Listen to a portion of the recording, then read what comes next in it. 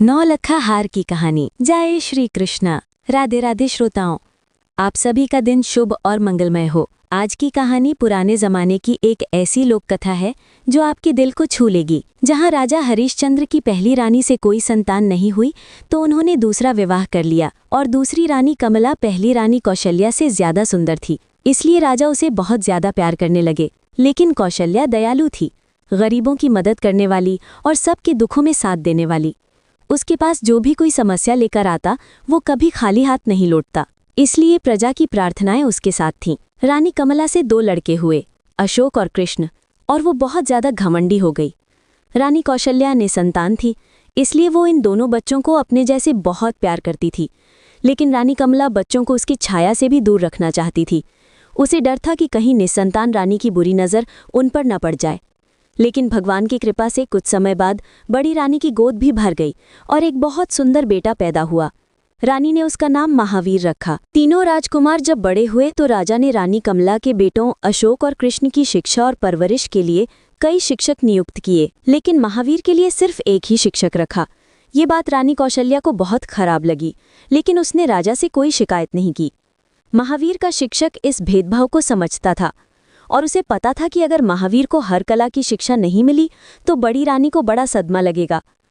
इसलिए वो उसे बड़े मेहनत से पढ़ाता, अपने खर्च पर हर कला का सामान उपलब्ध कराता और सिखाता। महावीर अपने दोनों बड़े भाइयों से ज्यादा बुद्धिमान और चतुर था, इसलिए वो हर पाठ को बहुत जल्दी याद कर लेता था।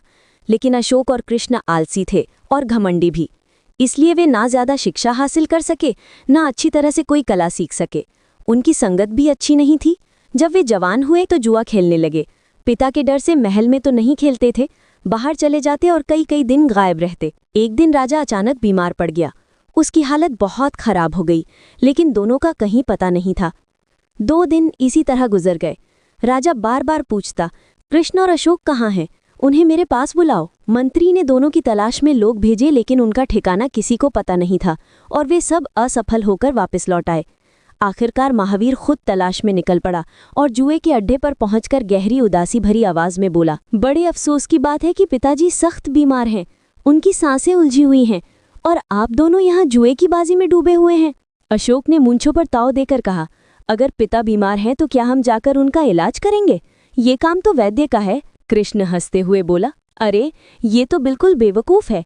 किसी हकीम या औषधि विशेषज्ञ के पास जाने के बजाय हमारे पास चला आया। दोनों की ये बातें सुनकर आसपास के जुआरी भी हिम्मत पा गए और एक ने मजाक उड़ाते हुए कहा, अरे अगर राजा के मरने की खबर लाता तो तेले मुंह को घी और शक्कर से भर देते, क्योंकि फिर हमारा अशोक यहाँ का राजा बनता। दूसरे ने जोड़ा, अब बीमार को देखने कौन जाएगा, और अगर कोई गया भी तो उसे राजा की बीमारी लग जाएगी। फिर सब जोर जोर से ठहाका मारकर हंस पड़े, जैसे कोई बड़ा मजाक सुन लिया हो। महावीर को गुस्सा आग की तरह भड़क उठा।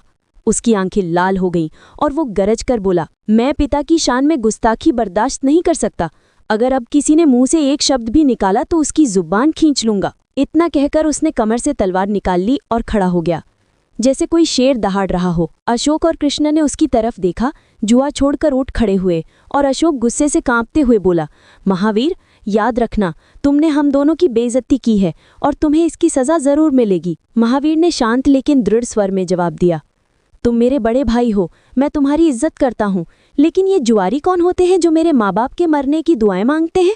अशोक और कृष्ण ने उसकी बात का कोई जवाब नहीं दिया, बस घोड़ों पर सवार होकर महल की ओर चल पड़े। उनके चेहरे पर गुस्सा और अपमान की लकीरें साफ दिख रही थीं। रानी कमला को अपने बेटों का बेसब्री से इंतजार था, जैसे कोई माँ पक्षी अपने बच्चों की राह देखती है।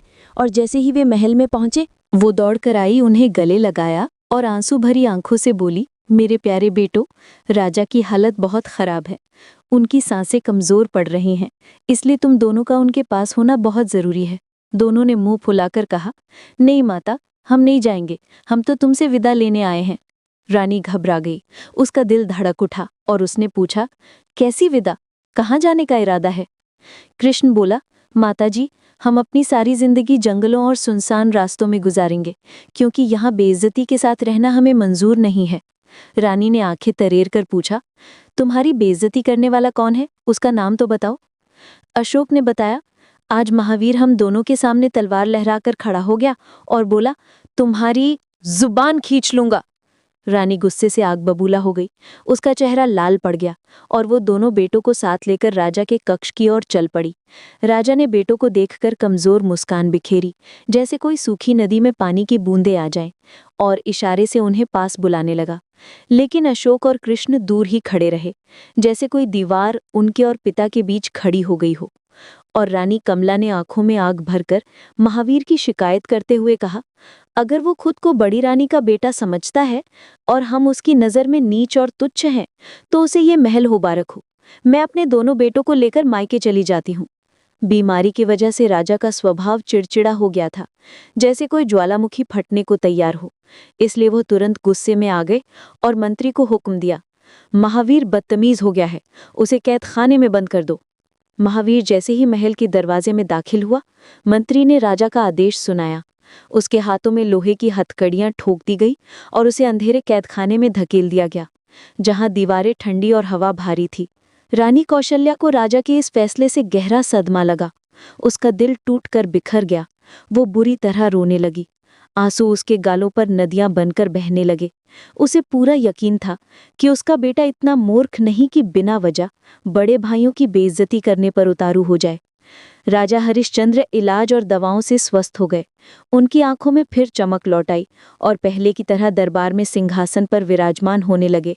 तो एक दिन राजा विद्याना की राजधानी से एक ब्राह्मण पैराम लेकर हाजिर हुआ कि राजकुमारी रैला का स्वयंवर रस्म मनाई जा रही है, इसलिए राजा ने राजकुमारों को इसमें शामिल होने की दावत दी है। राजा बहुत प्रसन्न हुए, जैसे कोई सूखी जमीन पर बारिश हो गई हो, और ब्राह्मण से बोले, जाओ राजा से कहना कि हमने तुम्हारी दावत को दिलो जान से स्वीकार किया है और राजकुमार जरूर शामिल होंगे। फिर उन्होंने ब्राह्मण को ढेर सारे इनाम देकर सम्मान के साथ विदा कर दिया। अशोक और कृष्ण सोमवार की तारीख से 3 दिन पहले ही रवाना हो गए। उनके घोड़े तेजी से दौड़ते हुए दूर क्षितिज की ओर बढ़ चले, लेकिन राजकुमार महावीर कैद खाने की ठंडी सलाखों के पीछे पड़ा हुआ था। उसकी आंखें उदासी से भरी थीं और रानी कौशल्या उसकी और अपनी बदकिस्मती पर आंसू बहा रही थी, जैसे कोई माँ अपने बच्चे की पीड़ा में खुद तड़प रही हो। आखिरकार भगवान ने 2 दरबारियों के दिल में दया जगाई। उनके मन में रहम की लहर उठी और उन्होंने 101 लड्डुओं में नशे की दवा मिलाकर उन्हें एक चमकदार थाल में सजाया, जैसे कोई गुप्त योजना हो। फिर उसे कैदखाने के दरवाजे पर ले गए। सिपाहियों ने थाल देखकर उत्सुकता से पूछा, महाराज क्या लाए हैं? दरबारियों ने मुस्कुराते हुए जवाब दिया, इस खुशी में कि राजकुमार स्वयंवर में शामिल होने गए हैं, राजा ने मिठाई बांटने का हुक्म दिया है। फिर उन्होंने सब सिपाहियों को मिठाई के लड्डू बांट दिए और वे खुशी खुशी खाने लगे। लड्डू खाने के कुछ ही पल बाद सारे सिपाही आंखें मूंदकर धम से जमीन पर गिर पड़े, जैसे कोई भारी नींद की लहर उन्हें बहा ले गई हो। दरबारियों ने फुर्ती से उनकी जेबें टटोली, चाबियों का गुच्छा निकाला और कैदखाने का भारी लोहे का दरवाजा खोलकर अंदर दाखिल हुए, जहां महावीर उदास बैठा था। महावीर ने चौंक कर पूछा, क्या कोई नया हुक्म लाए हो? दरबारियों ने फुसफुसाते हुए कहा, हम अपनी जान हथेली पर रखकर तुम्हें आज़ाद करने आए हैं। राजकुमार, जल्दी से निकलो, कपड़े बदलो और राजा विद्याना की राजधानी चले जाओ। वहां राजकुमारी रैला का स्वयंवर हो रहा है। हम दोनों भी भेष बदलकर वहां पहुंच जाएंगे। महावीर की आंखों में उम्मीद की चिंगारी जगी। वो चुपचाप कपड़े बदले, एक साधारण यात्री का भेष धरा, घोड़े पर सवार हुआ और रात के अंधेरे में तेजी से राजधानी की ओर दौड़ पड़ा। हवा उसके कानों में सनसनाती हुई।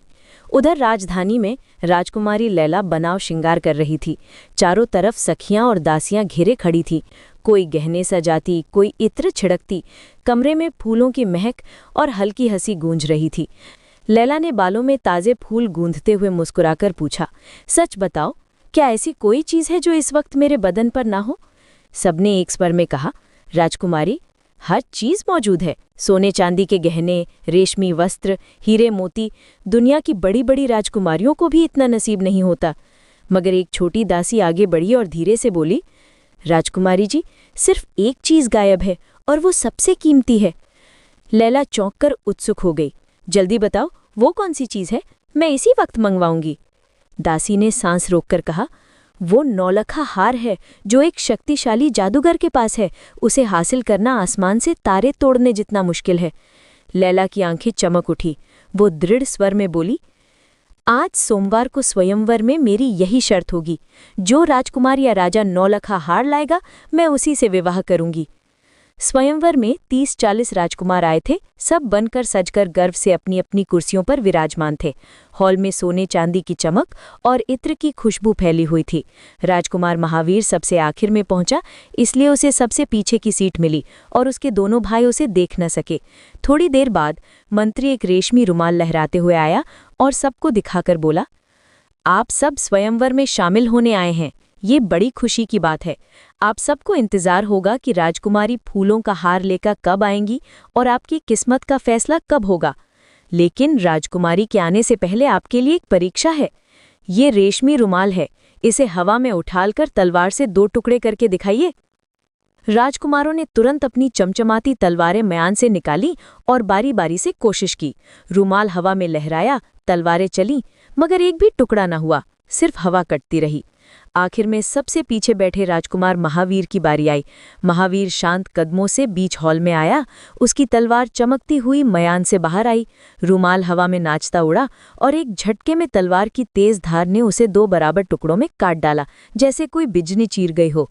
चारों तरफ से वाहवाही की गूंज उठी, तालियों की बारिश होने लगी।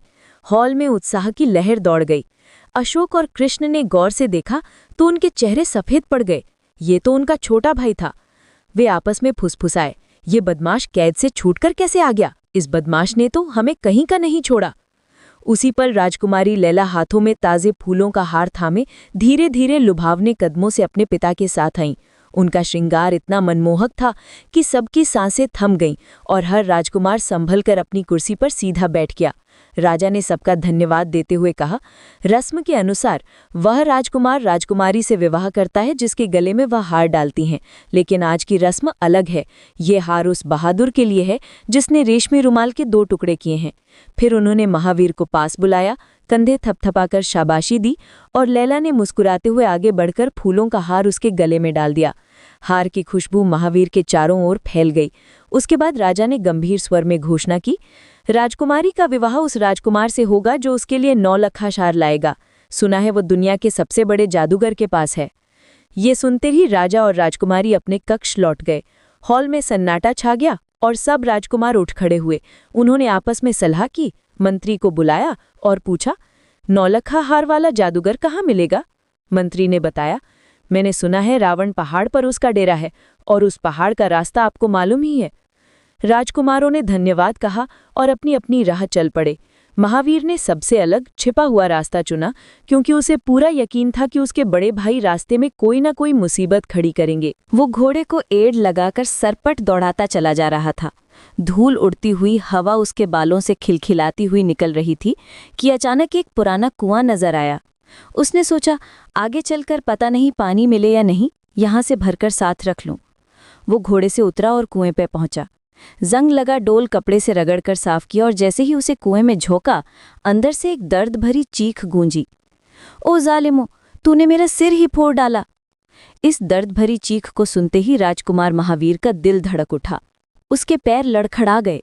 वो डोर की रस्सी छोड़कर भागना चाहता था, मगर तभी कुएं के अंदर से कमजोर कराहती आवाज आई, मैं मर रही हूं, रस्सी खींचो, मुझे बाहर निकाल दो। महावीर को उस बेबस पर तरस आ गया जैसे कोई माँ की पुकार हो। उसने पूरी ताकत से रस्सी खींची और धीरे धीरे एक बुढ़िया ऊपर आई। उसके कपड़े मैले कुचैले, जगह जगह फटे हुए, बाल बिखरे, चेहरा पीड़ा से सिकुड़ा हुआ। वो हाँफती हुई बाहर निकली। महावीर ने पूछा, तुम कौन हो अम्मा? इस गहरे कुएं में कैसे गिर गई? बुढ़िया एक पत्थर पर धम से बैठ गई। सांसें संभालते हुए बोली, बेटा, मैं कौन हूँ? खुद गिर पड़ी या किसी क्रूर ने धकेल दिया ये मत पूछ, बल्कि तू बता, तू कौन है और इस सुनसान रास्ते पर कहाँ जा रहा है? महावीर ने अपना सारा किस्सा सुना दिया। कैद, स्वयंवर, 9 लखा हार की शर्त, सब कुछ। उसकी आवाज में दृढ़ता और उदासी का मिश्रण था। बुढ़िया कुछ पल आंखें बंद कर सोचती रही, जैसे कोई पुरानी याद ताज़ा हो रही हो। फिर उठी और महावीर को साथ लेकर चल पड़ी। कुएं से 4-5 फरलांग दूर एक पुरानी खंडर की ओर, जहां दीवारें टूटी थीं, जंगल की लताएं चढ़ी हुई थीं। उसने एक लाल पत्थर हटाया, नीचे छिपा दरवाजा खुला। बुढ़िया अंदर उतरी और थोड़ी देर बाद एक चमकदार बांसुरी और एक छोटी सी मोहरा लेकर लौटी। उन्हें महावीर के हाथ में थमाते हुए बोली, ये दोनों चीजें रास्ते में तेरी रक्षा करेंगी बेटा। इस बांसुरी को जैसे ही बजाएगा, आसपास के सारे लोग नाचने लगेंगे, चाहे कितने भी क्रोधी क्यों ना हों। इस मोहरे को घिसेगा तो उसका जिन तुरंत हाजिर हो जाएगा, और अगर इसे मुंह में रख लेगा तो सबकी आंखों के गायब हो जाएगा। इन्हें संभाल कर रखना, कामयाब होकर लौटना तो मुझे वापस कर देना। रावण पहाड़ पर पहुंचेगा तो मेरी हमसा की एक बुढ़िया मिलेगी, वो मेरी सगी बहन है। उसे मेरा सलाम कहना और बता देना कि मालती अब कुएं से बाहर निकल आई है। महावीर ने दोनों चीजें जेब में संभाली, बुढ़िया मालती को हाथ जोड़कर सलाम किया। वो घोड़े पर सवार हुआ और फिर सरपट दौड़ पड़ा। हवा उसके कानों में फुसफुसाती हुई आगे बढ़ रही थी।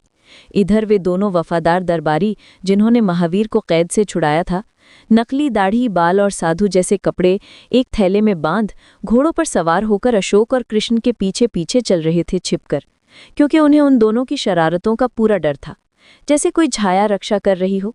उधर अशोक और कृष्ण जंगल के रास्तों से होते हुए सुनसान मैदानों को पार कर एक भव्य आलीशान किले के दरवाजे पर जा पहुंचे।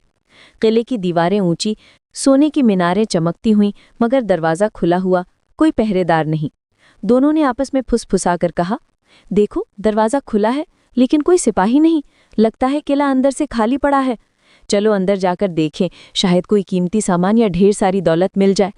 फिर अशोक और कृष्ण लालच की आग में जलते हुए किले के भारी दरवाजे से अंदर घुस गए। उनके पैर तले संगमरमर की फर्श चमक रही थी, हवा में पुरानी धूल की महक थी। सबसे पहले वे एक विशाल कमरे में पहुंचे, जहां बीचों बीच मिट्टी का एक बड़ा मटका रखा था। ढक्कन हटाते ही सोने की अशर्फियां चमक उठी, जैसे सूरज की किरणें बिखर गई हों। दोनों की आंखें चमक उठी। वो फुसफुसाए, अब बगल वाले कमरे को देखे। वहां जाकर देखा तो कांच की चमचमाती अलमारी खड़ी थी। अंदर हीरे, जवाहरात और अनमोल मोती झिलमिला रहे थे, रोशनी में इंद्रधनुष जैसे रंग बिखेरते हुए। इस तरह वे एक एक कमरा खंगालते गए। हर जगह खजाने की चमक थी, और आखिरकार वे एक बारादरी में जा पहुंचे। चारों तरफ नक्काशीदार स्तंभ, हवा में फूलों की हल्की सुगंध। बीच में एक विशाल गुलदान था, जिसमें जमददोज याकूत के लाल फूल खिले हुए थे, जैसे खून की बूंदें। कृष्ण ने उत्साह से कहा, भाई अशोक, अगर ये सारा सामान उठाकर ले जाएं तो जरा सोचो, हम कितने अमीर हो जाएंगे। अशोक ने मूंछों पर ताव देते हुए जवाब दिया, इसे छोड़ने की मूर्खता नहीं करेंगे, लेकिन पहले बाकी कमरे भी देख लें। दोनों यही लालच भरी बातें कर रहे थे कि अचानक चारों ओर से छिपे हुए सैकड़ों जंगली निकल आए। उनके शरीर पर जानवरों की खालें, आंखें लाल, हाथों में भाले, और उन्होंने बारादरी को घेर लिया जैसे कोई जाल बिछ गया हो। अशोक और कृष्ण के चेहरे पीले पड़ गए, दिल धड़क उठा, मगर घबराहट में भी उन्होंने कमर से तलवारें खींच ली। धातु की टनकार गूंजी। जंगली तलवारें देखकर और जोश में आ गए। बल्लम उठाए दोनों भाइयों को घेरकर एक ऊंचे चबूतरे पर खींचकर ले गए, जहां और जंगली खड़े थे। हवा में डर की गंध थी। वहां लोहे की मोटी जंजीरों से उन्हें एक स्तंभ से बांध दिया। जंजीरें ठंडी और भारी थीं। दोनों राजकुमार पछता रहे थे, दिल में कह रहे थे, लालच ने हमें ये बुरी सजा दिलाई। उसी पल एक भयानक, मोटा, तगड़ा, लंबा चौड़ा आदमी, लंगोटी बांधे, गले में 1000 मोटे मोटे दानों की माला लटकाए, झूमता डोलता चबूतरे पर आया। उसकी हंसी जैसे गरज थी। वो कहकहा लगाकर बोला, हीरे जवाहरात और अशरफियों के लालच में आए हो? बोलो, तुम्हें भूनकर निवाला बनाऊं या कच्चा ही चबा जाऊं? मैं हूं जम्भूरा। मेरी ग़िज़ा इंसान का गोश्त और पानी की जगह उसका खून। अशोक और कृष्ण की आंखों से आंसू बह निकले, होंठ थरथराने लगे, गला सूख गया, जबान से एक शब्द न निकला। जम्भूरा ने जंगलियों को गरज कर हुक्म दिया, इनके चारों ओर आग का घेरा जलाओ, खूब भूनो। जब चर्बी पिघल जाए और गोश्त हड्डियों से अलग हो जाए तो हमारी सेवा में पेश करो। इधर राजकुमार महावीर घोड़े को एड़ लगाकर सर पर दौड़ाता चला जा रहा था। पसीना उसके माथे पर चमक रहा था। किले के सामने पहुंचते ही दोनों वफादार दरबारी साधु के भेष में मिले।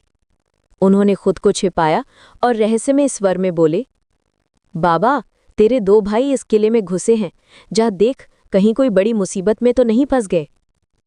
महावीर ने घोड़े की लगाम खींची और तुरंत किले के अंदर घुस गया, लेकिन लालच की चमकदार चीजों पर नजर डालने की बजाय वो सीधा भाइयों की तलाश में आगे बढ़ता चला गया। कमरों की दीवारें पार करता, सीढ़ियां चढ़ता। उसका दिल धड़क रहा था। थोड़ी ही देर में वो चबूतरे के सामने जा पहुंचा, जहां आग की लपटें चारों ओर घेरा बनाए जल रही थी और जंबूरा अपनी मोटी हंसी हंस रहा था। जंबूरा ने महावीर को देखते ही गरज कर चिल्लाया, 2 से 3 हो गए, पकड़ो इसे और इनके साथ ही भूनकर निवाला बना लो। जंगली भाले उठाकर उस पर झपटने को दौड़े। उनकी आंखें खून की प्यासी थीं, मगर महावीर ने फुर्ती से बुढ़िया मालपी की दी हुई बांसुरी जेब से निकाली, होठों से लगाई और मीठी धुन छेड़ दी, जैसे कोई जादुई सुर हवा में घुल गया हो। बांसुरी की पहली आवाज निकलते ही सारे जंगली और जंभूरा खुद ब खुद नाचने लगे। उनके पैर थिरक उठे, हाथ लहराने लगे, जैसे कोई अदृश्य धागा उन्हें नचवा रहा हो। महावीर घोड़े से उतरा, एक कोने में खड़ा हो गया और देर तक बांसुरी बजाता रहा। जंगलियों के चेहरे लाल हो गए, पसीना नदियां बनकर बहने लगा, सांसें फूल गईं। उनकी हालत खराब हो गई, जैसे कोई तूफान में फंसे हों। फिर महावीर बांसुरी बजाते हुए भाइयों के पास पहुंचा, जंजीरें खोल दी, उन्हें आज़ाद किया और बांसुरी रोककर गरज कर बोला, भाग जाओ यहां से, वरना इतना नचाऊंगा कि सबके प्राण निकल जाएंगे।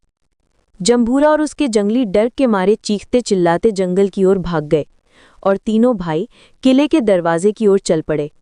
उनके पैर अभी भी थकान से लड़खड़ा रहे थे।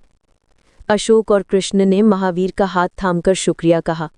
उनकी आवाज में कृतज्ञता और शर्म का मिश्रण था। अगर तुम न आते भाई तो आज हमारी खैरियत नहीं थी, ये राक्षस हमें भूनकर चट कर जाते।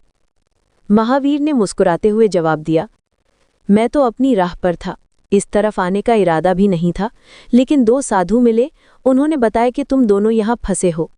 दोनों चौंके, आपस में बोले, वे साधु तो बहुत बड़े ज्ञानी लगते हैं जिन्हें हमारा भेद भी पता चल गया।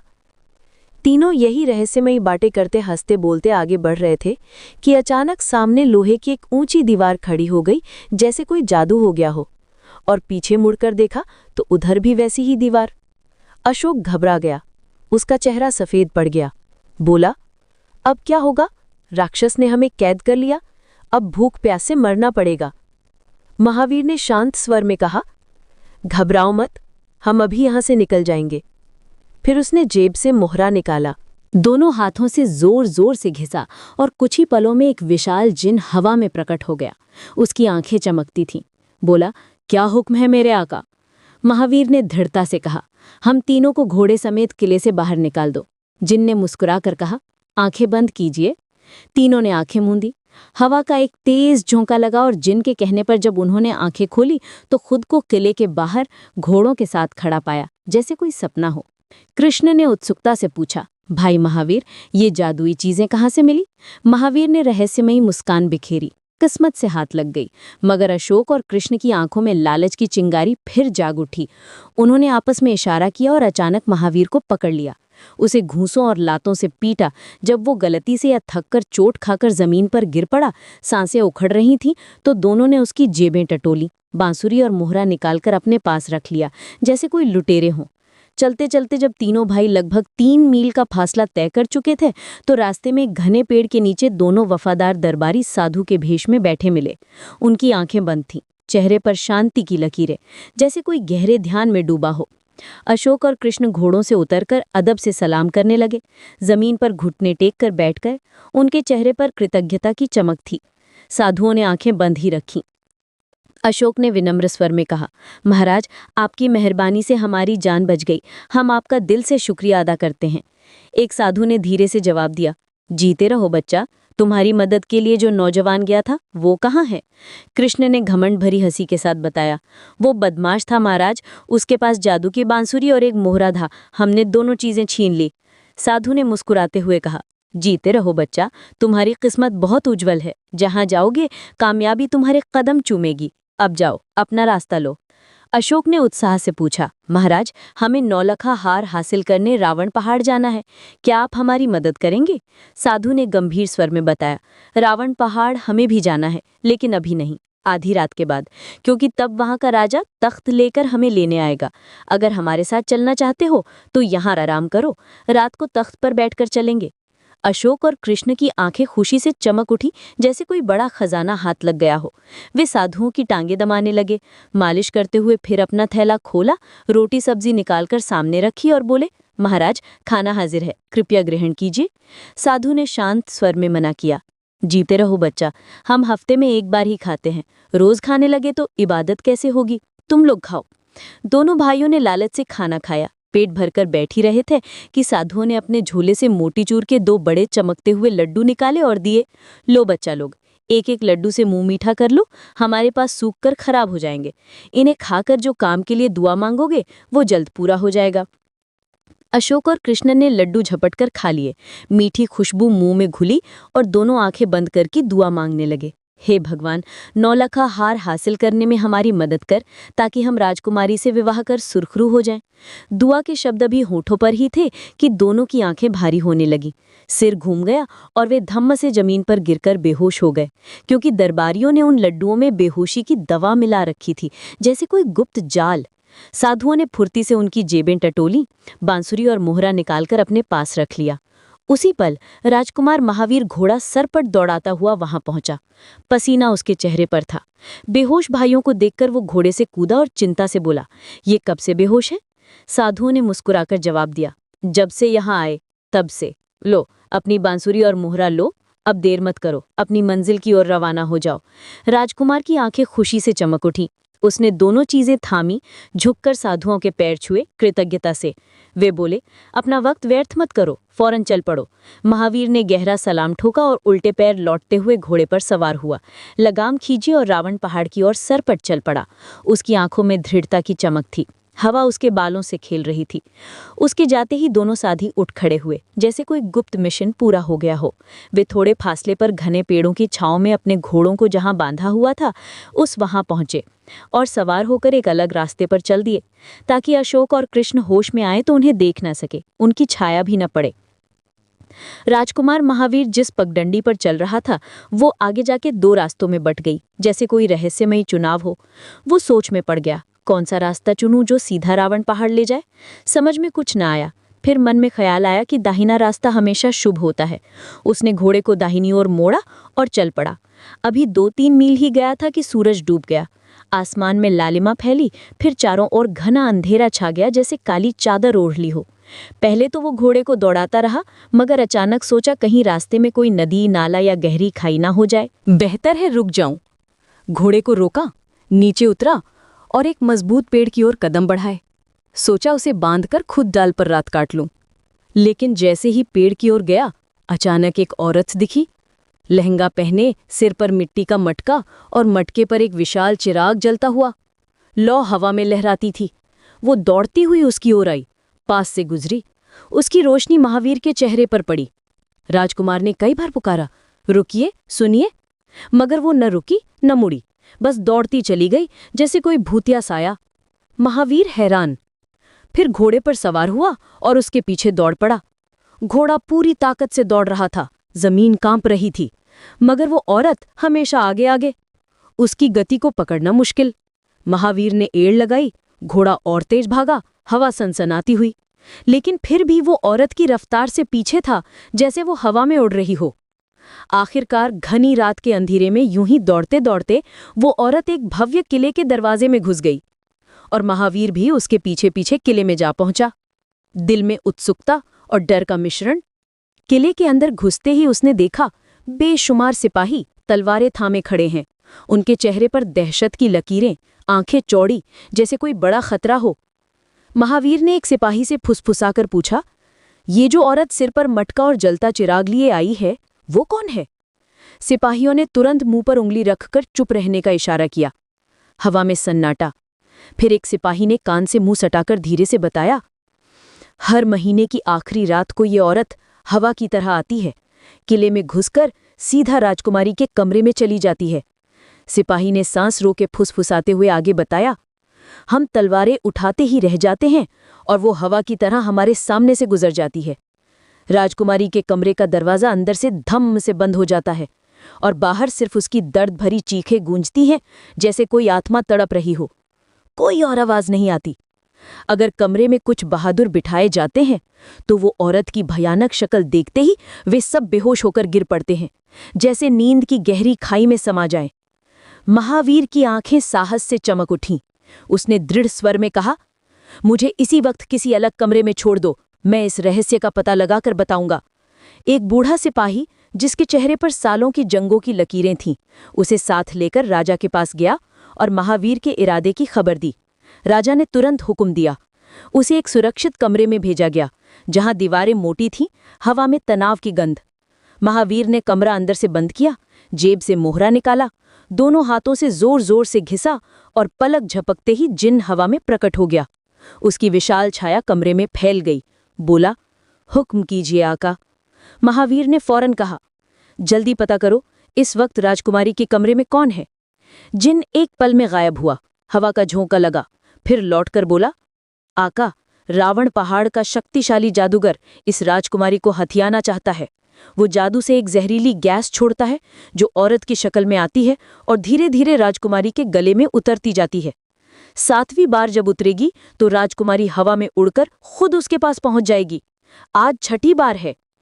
महावीर ने जिन को विदा किया, कमरा खोला और राजा के पास जाकर सारी हकीकत बता दी। राजा के पैरों तले जमीन खिसक गई। वो सिर पकड़कर सिंहासन पर धम्म से बैठ गया। चेहरा पीला पड़ गया, जैसे कोई बड़ा सदमा लगे। महावीर ने उसे ढांढस बांधते हुए कहा, फिक्र न कीजिए महाराज, मैं इस जादूगर को हराने ही जा रहा हूं। मुझे रावण पहाड़ का पता नहीं था, इसलिए इस ओर निकल आया। लेकिन इस गैस औरत को पीछे से आते देखकर समझ गया कि जहां से मैं चला था वहां से बायां रास्ता पहाड़ की ओर जाता है। सूरज निकलते ही मैं रवाना हो जाऊंगा। राजा की आंखें आंसू से भर आईं। उसने महावीर को गले लगा लिया जैसे कोई पितला बेटे को, और उस रात उसे राजकीय मेहमान बनाकर ठहराया। नरम बिस्तर, लजीज भोजन। सुबह होते ही राजा ने उसे गर्मा-गर्म नाश्ता कराया, रोटियां, दही, फल, और वादा किया कि अगर तुम जादूगर को हरा दो तो राजकुमारी का हाथ तुम्हारे हाथ में दे दूंगा। महावीर ने विनम्रता से मना कर दिया। मुझे अफसोस है महाराज, मैं ऐसा नहीं कर सकता, लेकिन राजकुमारी को बचाना मेरा कर्तव्य है। इतना कहकर वो रुखसत हो गया। सूरज की पहली किरणें उसके चेहरे पर पड़ रही थी। राजा ने 12 बहादुर सिपाहियों को चमचमाती तलवारें और मजबूत घोड़े देकर उसकी मदद के लिए उसके पीछे रवाना कर दिया। राजकुमार महावीर अपने तेज रफ्तार घोड़े पर सवार होकर वापस दोराहे पर दौड़ा, धूल उड़ती हुई, और ठीक 1 फरलांग पीछे वे 12 सिपाही उसके साथ चल रहे थे। उनकी तलवारें सूरज में चमक रही थी।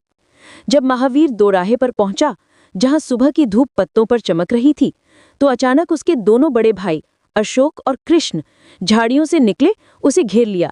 आंखें गुस्से से लाल और गालियां बकते हुए गरजे, बेईमान, सच बता, तूने उन साधुओं के साथ क्या किया और वो कहाँ गायब हो गए?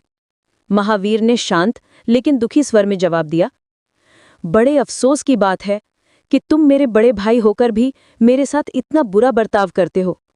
माँ अलग हो सकती है, लेकिन बाप तो हम सबका एक ही है। कृष्ण ने दांत पीसते हुए चिल्लाया, बकवास बंद कर, बता वो साधु किधर गए और वे दोनों जादुई चीजें कहाँ हैं? महावीर ने विनम्रता से कहा, मैंने हमेशा तुम्हारा आदर किया है, क्योंकि मैं छोटा हूँ, जो उचित समझो मेरे साथ वैसा सुलूक करो। मगर अशोक ने गुस्से में उसके सीने पर जोरदार मुक्का जड़ दिया। कृष्ण ने धक्का मारकर उसे धूल में गिरा दिया, फिर एक भारी पत्थर उठाकर बोला, बता वे चीजें कहाँ हैं, नहीं तो अभी तेरा सिर कुचल दूंगा। उसी पल 12 सिपाहियों के घोड़ों की टापों की गूंज हुई। वे सर पटा पहुंचे, नीचे कूदे, तलवारें चमकाईं और अशोक कृष्ण को पकड़कर गिरफ्तार कर लिया। उनके हाथ पीछे बांध दिए। महावीर उठा, कपड़े झाड़े, धूल साफ की और सिपाहियों से बोला, ये मेरे बड़े भाई हैं, इन्हें छोड़ दो, मैं नहीं चाहता कि इनके साथ बुरा हो। सिपाहियों ने महावीर की बात मानकर उन्हें आजाद कर दिया। फिर वह घोड़े पर सवार हुआ और रावण पहाड़ की ओर चल पड़ा। उसकी पीठ पर सूरज की किरणें नाच रही थीं। जब वे नजरों से ओझल हो गया, सिपाहियों ने अशोक और कृष्ण को डांटते हुए कहा, तुम्हें अपनी और अपने छोटे भाई की बहादुरी का अंदाजा है? जाओ चुल्लू भर पानी में डूब मरो। फिर वे महावीर के पीछे चल दिए। घोड़ों की टापें दूर गूंजती रहीं। अशोक और कृष्ण उसी जगह रुक गए, चेहरे पर शर्म और गुस्सा।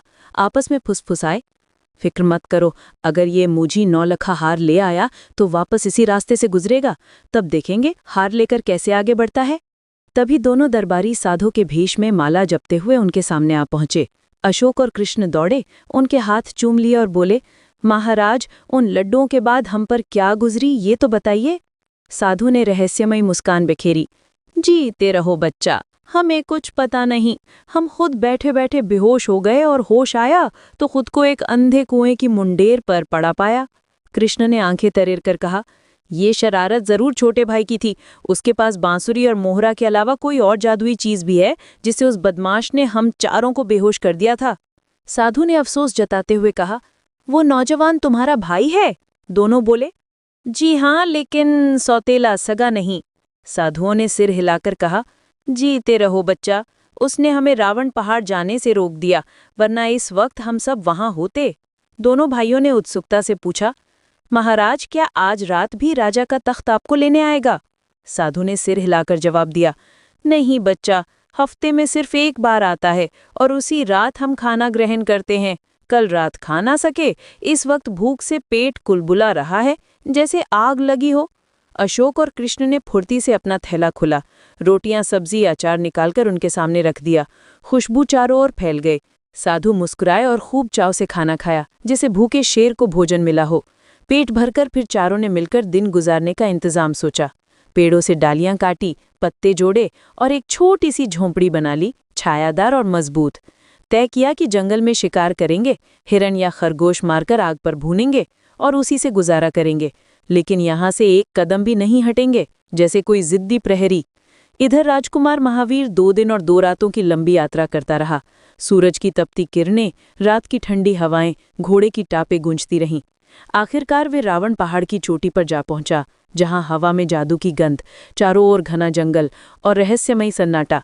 वह बुढ़िया, मालती की बहन, को तलाशने लगा। आंखें इधर उधर दौड़ाई, मगर कहीं नजर न आई। फिर जादूगर के किले की खोज में लगा, लेकिन वह भी गायब, जैसे हवा में घुल गया हो। आखिरकार उसने सोचा कि मोहरा घिसकर जिनसे पूछ लूं, लेकिन तभी दूर जंगल की ओर से एक बुढ़िया दिखी, सफेद कपड़े लहराते, एक हाथ में लकड़ी की लाठी ठक ठक करती हुई। महावीर दौड़कर उसके पास पहुंचा, सांसें तेज, बोला, क्या तुम मालती की बहन हो? बुढ़िया ने आंखें सिकोड़ कर देखा। हाँ, मैं उसकी सगी बहन हूँ। जल्दी बता, वो कहाँ है, किस हाल में है, क्या पैगाम भेजा? महावीर ने राहत की सांस ली। मैंने उसे उस गहरे कुएं से निकाला था, अब वे पूरी तरह सुरक्षित है और तुम्हें सलाम कहा है। बुढ़िया की आंखें नम हो गईं, फिर गंभीर होकर बोली, तुम यहाँ क्यों आए हो? महावीर ने अपना सारा किस्सा सुना दिया, स्वयंवर, नौलखा हार, जादूगर की गैस, सब कुछ। उसकी आवाज में साहस की गूंज थी। बुढ़िया ने गहरी सांस ली। तुम बांसुरी की बदौलत कामयाब हो जाओगे, लेकिन तुम्हें पता है मैं यहाँ क्यों हूँ? नहीं, तुम नहीं जानते। आओ बताती हूँ। वह रुकी, जैसे पुरानी यादें ताज़ा हो रही हूँ। ये जादूगर जो अब दुनिया का सबसे बड़ा तांत्रिक है, पहले मेरा गुलाम था। इस नीच ने मौका पाकर मेरा कीमती हार चुरा लिया। उसी हार में सारा जादू की ताकत है। फिर धोखे से मेरी बहन मालती को अंधे कुएं में धकेल दिया और यहाँ भाग आया। हार के बिना मेरे जादू में दम नहीं, इसलिए मैं यहाँ डेरा डाले बैठी हूँ, मौका देख रही हूँ कि हार छीन लूँ। लेकिन अब चिंता किस बात की, तुम तो आ ही गए हो। जाओ ऊपर चढ़ो, वहां पीले रंग का एक बड़ा पत्थर मिलेगा, उसे हटा दो, किले का रास्ता खुल जाएगा। बेझिझक अंदर घुस जाना। हाँ, 9 लखा हार उसकी बाई झांक से लिपटा रहता है और उसी में उसकी जान बंधी है। अगर हार का धागा तोड़ दिया तो वह तड़प तड़प कर तुरंत मर जाएगा। महावीर ने हर शब्द ध्यान से सुना, दिल में योजना बनती हुई। बुढ़िया को सलाम ठोका और पहाड़ पर चढ़ने लगा। पैर फिसलते, पत्थरों पर सांसें तेज। आधी से ज्यादा ऊंचाई पार करने के बाद उसे वो पीला पत्थर नजर आ गया, चमकता हुआ। उसने पूरी ताकत लगा के उसे धकेला। पत्थर लुढ़का और नीचे एक गुप्त रास्ता खुल गया। अंधेरे में चमकती सीढ़ियां। महावीर ने चारों ओर सतर्क नजर दौड़ाई। हवा में जादू की हल्की सी गंध। फिर हिम्मत बांधकर गुप्त रास्ते में कदम रखा। सीढ़ियां नीचे उतरती, दीवारें नम और ठंडी। रास्ता पार करते ही वो एक विशाल भव्य कमरे में जा पहुंचा, जहां सोने की झालरें लटक रही थीं, हवा में इत्र की महक। बीच में सुनहरी तख्त पर जादूगर घमंड से सीना ताने बैठा था। उसकी आंखें लाल, शरीर पर काले कपड़े और सामने हसीन नौजवान लड़कियां संगीत पर थिरक रही थीं, उनके घुंघरुओं की झनकार गूंजती हुई। दाएं बाई 60-70 जंगली भाले थामे पहरा दे रहे थे, उनकी आंखें खून की प्यासी। महावीर दीवार से सटकर खड़ा हो गया, छिपते हुए। फिर जोर से चिल्लाया, बंद करो ये नाच गाना। लड़कियां आवाज सुनते ही हाथ बांधकर थम गईं। संगीत रुक गया, मगर जंगली भाले ऊपर उठाकर दौड़े और जादूगर क्रोध से फुंकारते हुए बोला, कौन है तू? जानता नहीं, एक इशारे से तुझे जलाकर राख बना दूंगा। महावीर ने निडर होकर जवाब दिया, बकवास बंद कर, अपनी जांग पर लिपटा नौलखा हार मेरे हवाले कर दे। जादूगर ने जोरदार कहकहा लगाया। उसकी हंसी से कमरे की दीवारें कांप उठी, जैसे भूकंप आ गया हो। फिर बोला, राजकुमारी लैला को जीतने नौलखा हार चाहिए? अब तक जितने राजकुमार आए उन्हें देख, वो छत से उल्टे लटके हैं। उनके चेहरे सूखे, आंखें खुली और कुछ जोर्रा के मुंह का निवाला बनकर हमेशा के लिए खत्म हो गए। अब तेरी बारी, कल तुम सबको भुनकर दावत उड़ाऊंगा। इतना कहकर उसने हाथ बढ़ाया, पंजा खोला और काले मंत्र फुसफुसाने लगा। हवा में काली लपटें उठने लगी। महावीर समझ गया कि जादू से उसे काबू करना चाहता है। फुर्ती से बांसुरी निकाली, होठों से लगाई और मीठी धुन छेड़ दी, जैसे कोई जादुई नदी बहने लगी हो। जादूगर बांसुरी देखकर चौंका, जल्दी जल्दी मंत्र पढ़ने लगा, मगर बांसुरी की आवाज उसके मंत्र पर भारी पड़ गई। जंगलियों के हाथों से भाले छूट कर गिर पड़े। जादूगर का उठा हाथ लटक गया और वो खुद, जंगली और नाचने वाली लड़कियां सब अनजाने में नाचने लगे, पैर थिरकते, हाथ लहराते, जैसे कोई अदृश्य तार उन्हें खींच रहा हो। महावीर बांसुरी बजाता रहा, कमरे में धुन की गूंज और वो नाचते रहे। 1 घंटा बीता, 2 बीते, फिर 3 घंटे गुजर गए। लड़कियां थककर धम से बेहोश होकर गिर पड़ी। जंगलियों के गले सूख गए, बदन पसीने से तर, आंखें लाल, जुबान बाहर लटक आई। महावीर ने बांसुरी रोकी। जादूगर से बोला, अगर जान प्यारी है तो गले का हार और जांग पर लिपटा नौलखा हार मेरे हवाले कर, वरना इसी तरह नचाते नचाते बेहोश कर दूंगा और दोनों हार लेकर चला जाऊंगा। जादूगर हाँफते हुए घुटनों पर गिरकर बोला, गले का हार दे सकता हूं, लेकिन नौलखा हार में मेरी जान बंधी है। अगर टूट गया तो मैं मर जाऊंगा, इसलिए उसे मत मांगो। महावीर ने दयालु लेकिन दृढ़ स्वर में कहा, मैं तेरी जान नहीं लेना चाहता। देख, तेरे पास किसी चीज की कमी नहीं। धन, दौलत, साजो सामान, हाथी घोड़े, सब कुछ तेरे पास है, जैसे कोई अनंत खजाना। इसलिए अब दुनिया को तंग करना बंद कर, जादू टोना छोड़ दे और दोनों हार मुझे सौंप दे। नौलखा हार को मैं अपनी जान से भी ज्यादा संभाल कर रखूंगा, लेकिन अगर तूने जादू से किसी को सताया तो इसे तोड़ दूंगा। जादूगर थकान से हाँफ रहा था, उसकी सांसें उखड़ रही थी, पसीना नदियां बनकर बह रहा था, मगर हार जाने की जिद में अड़ा था, जैसे कोई आखिरी दांव खेल रहा हो। महावीर ने जवाब का इंतजार ना किया, बांसुरी फिर होठों से लगाए। धुन की पहली लहर उठी तो जादूगर घबराकर चिल्लाया, रुको, मैं दे रहा हूं। उसने बड़ी सावधानी से बाईं जांग से नौलखा हार खोला। हीरे मोती चमकते जैसे तारे बंधे हों। फिर गले से दूसरा हार उतारा और महावीर से बोला, लो, दोनों हार, लेकिन याद रखना मेरा खून ना हो। महावीर खुशी से चमकते हुए करीब पहुंचा, हार थामने को हाथ बढ़ाया। तभी एक जंगली ने छिपकर खंजर निकाला, पीठ पर वार करने को झपटा। उसकी आंखें खून की प्यासी थीं, मगर महावीर ने उसे देख लिया। फुर्ती से बांसुली मुंह से लगाई, धुन गूंजी। जादूगर चीखा, सुरे, नाचो, अब शरीर में जान नहीं। जंगली खुद ब खुद नाचने लगा। खंजर गिर पड़ा। जादूगर ने उसे गालियां दी और हार महावीर के हाथों में थमा दिए। उसका चेहरा पीला पड़ गया। हार थामते हुए महावीर ने कहा, तू एक राजकुमारी को हासिल करने के लिए जहरीली गैस छोड़ता है? अब उस राजकुमारी का ख्याल दिल से निकाल दे। अगर सताया तो हार तोड़ दूंगा। जादूगर ने हाफते हुए वादा किया, बहुत अच्छा, अब मैं उसे कुछ नहीं कहूंगा। महावीर दरवाजे की ओर दौड़ा। सब हैरानी से उसे तांकते रहे, जैसे कोई सपना टूट रहा हो। बाहर बुढ़िया इंतजार में खड़ी थी, लाठी टेकते, आंखें उत्सुक। महावीर को देखकर बोली, ले आया हार बेटा? महावीर ने जवाब दिया, हार तो ले आया, लेकिन जादूगर को कुछ मत कहना, मैंने वादा किया है। बुढ़िया ने जिद की, अरे बेटा, मुझे तो हार चाहिए, जल्दी दे। महावीर ने उसका अपना हार सौंप दिया। बुढ़िया ने फुर्ती से गले में डाल लिया और अचानक चमत्कार हो गया। उसकी झुर्रियां मिट गईं, सफ़ेद बाल काले हो गए, चेहरा चमक उठा, जू की कमर सीधी हो गई। वो एक जवान सुंदर स्त्री बन गई, जैसे समय पीछे लौट आया हो। महावीर हैरान बोला, क्या इस हार से बूढ़े जवान हो जाते हैं? जादूगरनी अब जवान और शक्तिशाली मुस्कुराई। सिर्फ जवान ही नहीं होते, बल्कि मरते दम तक जवान रहते हैं। मौत तो सबकी आती है, लेकिन इस हार की बदौलत बूढ़े और कमजोर होकर मरने से बच जाते हैं। महावीर ने मुस्कुराते हुए कहा, मुबारक हो, अब मैं चलता हूँ, मुझे बहुत जल्दी पहुँचना है, समय हाथ से फिसल रहा है। जादूगरनी अब जवान और चमकदार आंखों वाली बोली, जल्दी है तो मोहरा घिसो, जिनको बुलाओ, वो पलक झपकते हमें मंजिल पर पहुंचा देगा, जैसे हवा का झोंका। महावीर की आंखें खुशी से चमक उठी। उसने जेब से मोहरा निकाला, दोनों हाथों से जोर से रगड़ा और हवा में एक विशाल जिन प्रकट हुआ। सर झुकाकर बोला, क्या हुक्म है मेरे आका? महावीर ने दृढ़ स्वर में कहा, मुझे मेरे घोड़े और इस जादूगरनी के साथ उस राजा के किले पर पहुंचा दो जहां मैं एक रात मेहमान था। जिन ने विनम्रता से जवाब दिया, आंखें बंद कीजिए हजूर। दोनों घोड़े के पास खड़े होकर आंखें मूंद ली। हवा का एक तेज झोंका लगा और पल भर में आंखें खोली तो खुद को किले के भव्य दरवाजे पर पाया। सूरज की किरणें दीवारों पर नाच रही थी। महावीर के आने की खबर जैसे आग की तरह फैली। राजा खुद दौड़ता हुआ आया, चेहरे पर राहत की लकीरें।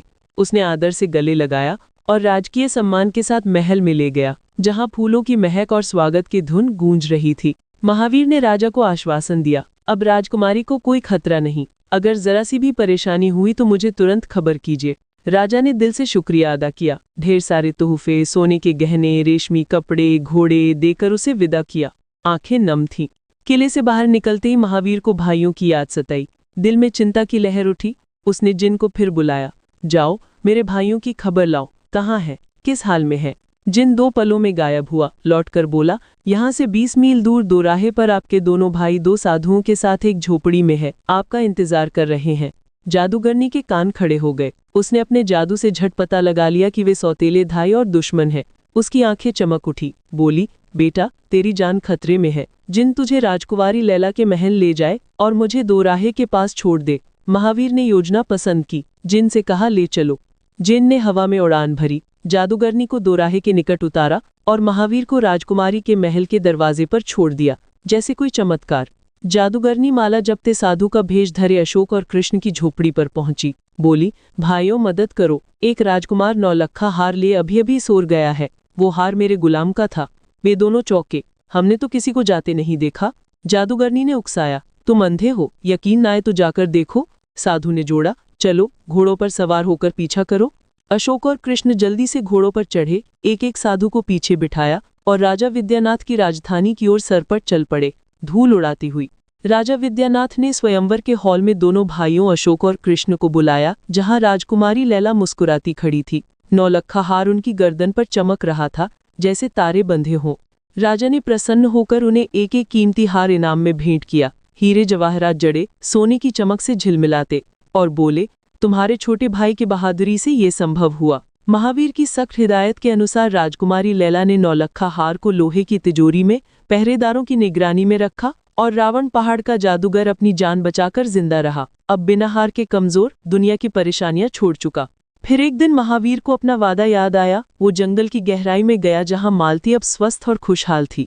उसने झुककर बांसुरी और मोहरा उनके हाथों में थमाया। बोला, आपकी नेकी का बदला चुका रहा हूं। मालती की आंखें आंसुओं से भर आईं, आशीर्वाद दिया। प्यारी दोस्तों, ये थी 9 लखा हार की पूरी कहानी। एक ऐसी दास्तान जो सिखाती है कि महावीर की तरह नेकी, सच्चाई और बहादुरी के रास्ते पर चलने वाले के लिए मुश्किलें खुद ब खुद राह बन जाती हैं। कामयाबी के दरवाजे खुलते चले जाते हैं। इसलिए हम सबको हमेशा सत्य और पुण्य की राह अपनानी चाहिए, दूसरों की मदद करनी चाहिए और लालच से दूर रहना चाहिए। कहानी अच्छी लगी हो तो लाइक करें और ऐसी ही रोचक किस्से कहानियां सुनने के लिए बेल आइकन दबाएं ताकि आप कहानियों का आनंद लेते रहें।